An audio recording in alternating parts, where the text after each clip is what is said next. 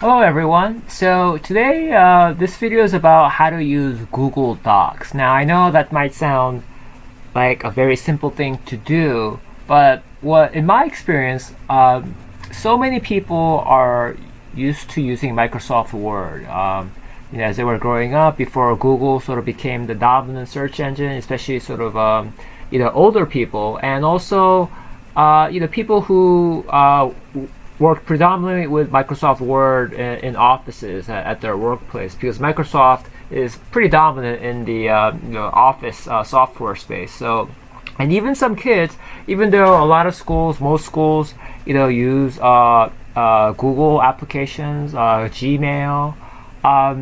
Some people, more people than you would think, are not very familiar with Google Docs. I am a very late comer to Google Docs, so I thought it would be helpful just to give a brief tour of the most essential features, the very essential features that people are looking for when they're using a word processing program. So Google Docs is an free online word processing program by Google. The way you get Google Docs is you first create a Gmail account. So everything starts with a Gmail account.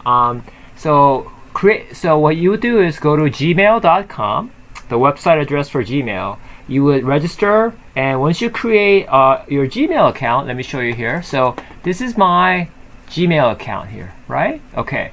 Next, the way you access Google Docs is you go to these 9 dots here in a circle, and if you hover your cursor over it, right here, it says Google Apps. Click on it, and then you see Account, Search, Maps, YouTube Play, Gmail.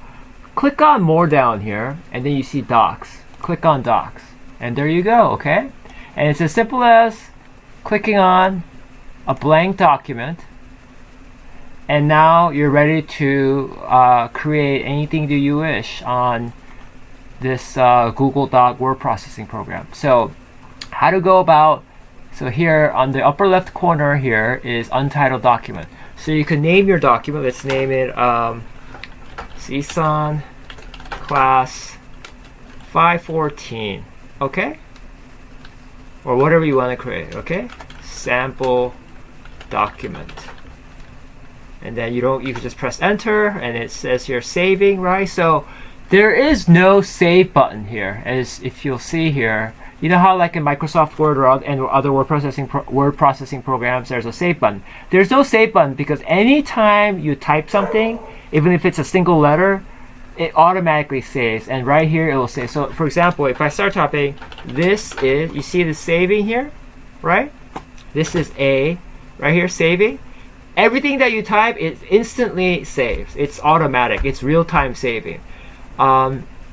So that's one feature. So another feature that people get confused about is printing a file. I know that sounds very obvious, but I was confused about it too, because especially if you have a long, lengthy document, let's say a document that numbers into 50 pages, or even if it's 100 pages. So what happens is you go to File and you go to Print, right? So I'm going to click on Print.